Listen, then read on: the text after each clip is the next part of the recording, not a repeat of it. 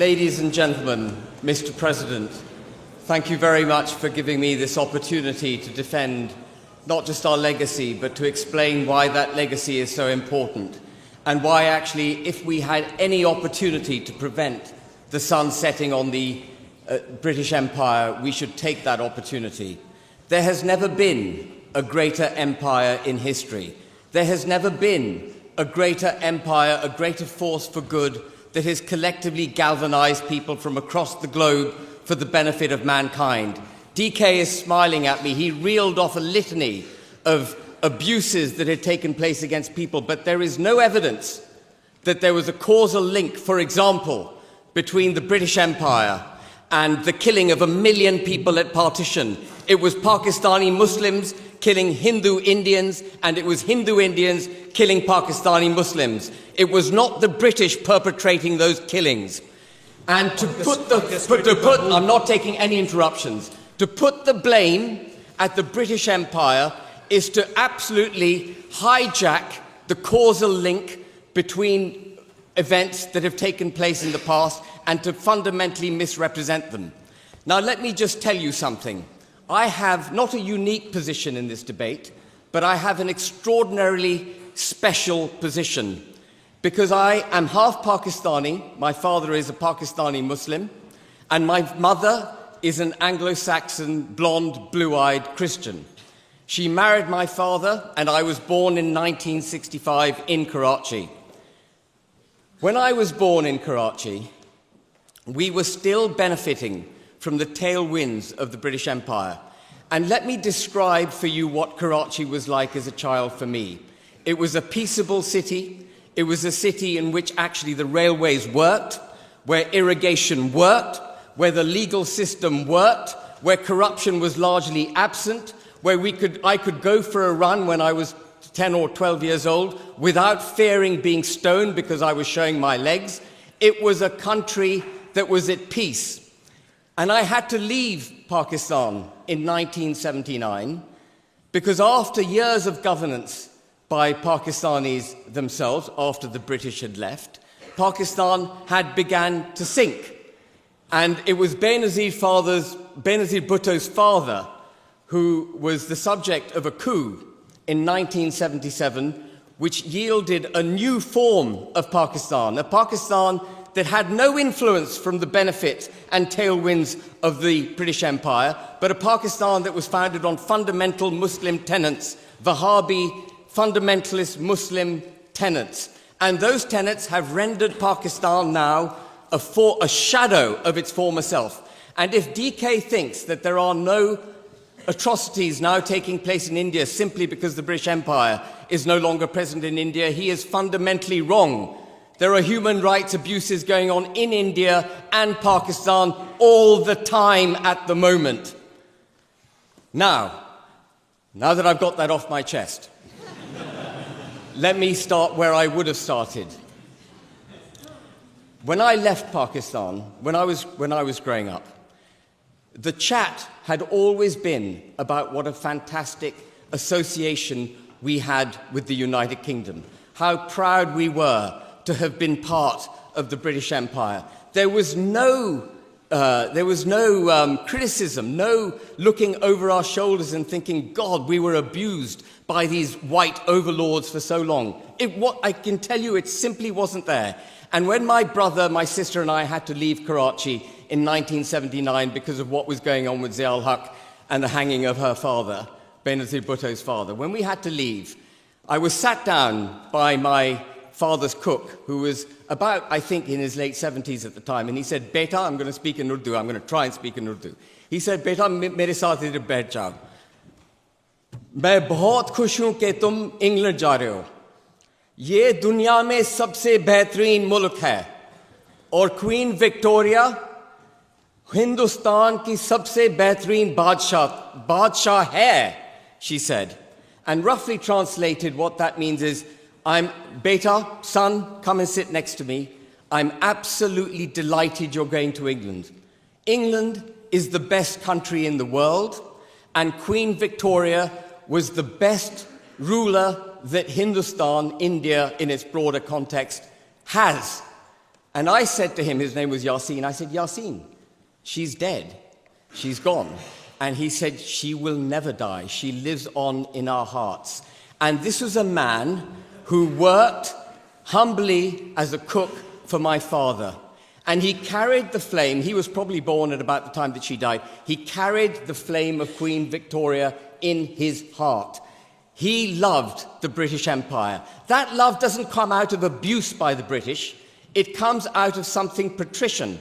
And then I had the great privilege of leaving Pakistan, as I mentioned, and that had the effect of burnishing in my mind these memories without being sullied by the rewriting of history which has taken place since then.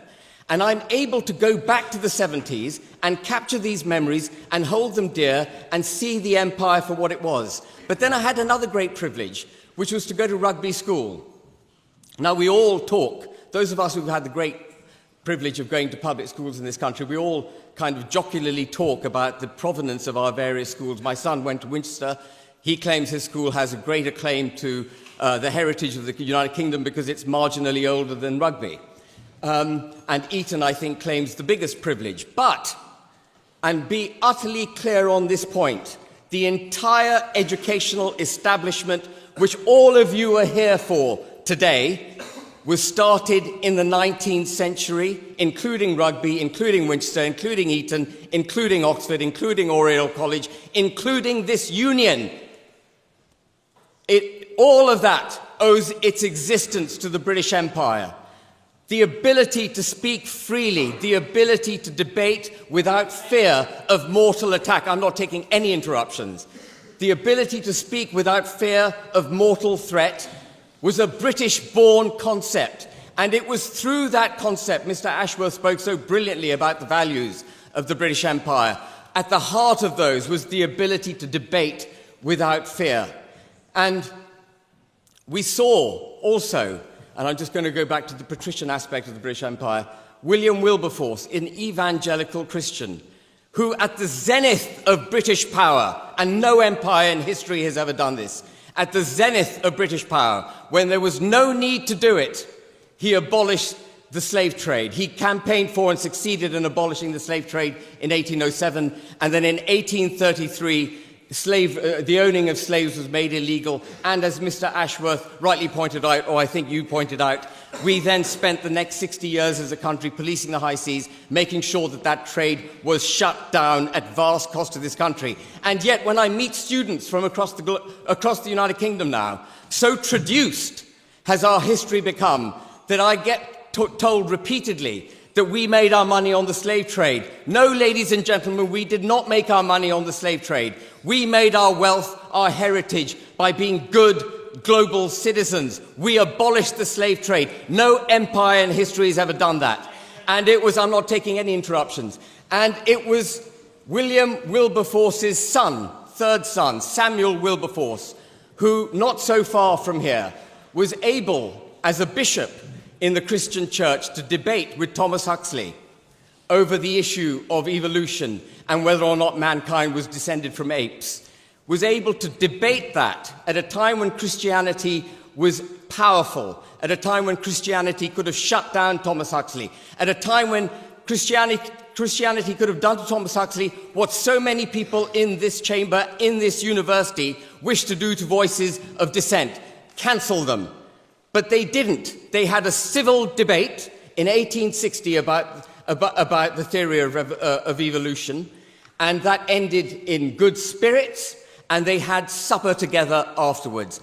That was in 1860. And I'm going to defend Cecil Rhodes, I'm afraid. Cecil Rhodes was not a racist. The concept is fundamentally flawed. Cecil Rhodes was one of our great Britons. Cecil Rhodes came to this university in 1873, to Oriel College, no less, to which he bequeathed after he left, having set up a diamond business, one of the greatest businesses still going, having been Prime Minister, having expanded the extent of the empire, having had his grave, by the way, attended for decades by the Matabele, who he was ostensibly accused of having oppressed.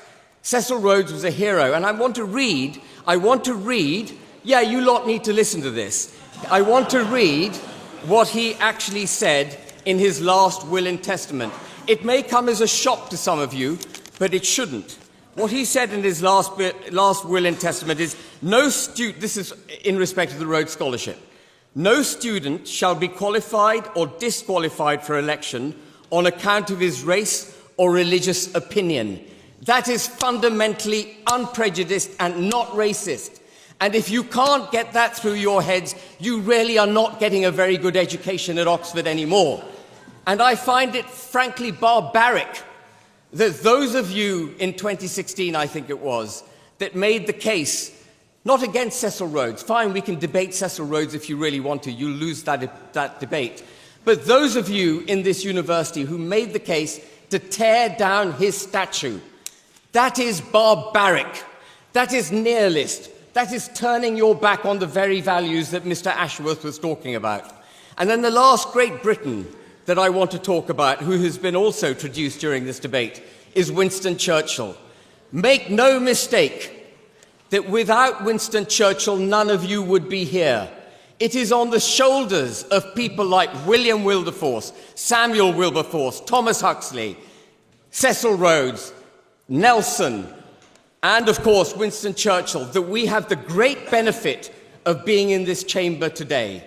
The reason we had to give up the British Empire is because we, this country, the United Kingdom, Britain, Winston Churchill, sacrificed our wealth in pursuing and protecting our civil liberties, our way of life, our democracy, so that the world could be saved from Nazi Germany.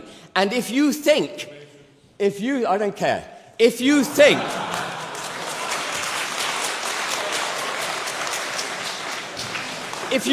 that isn't enough evidence of why the sun should never have set on the British Empire, let me just leave you with this last point, though I've got a bit more to say after this last point.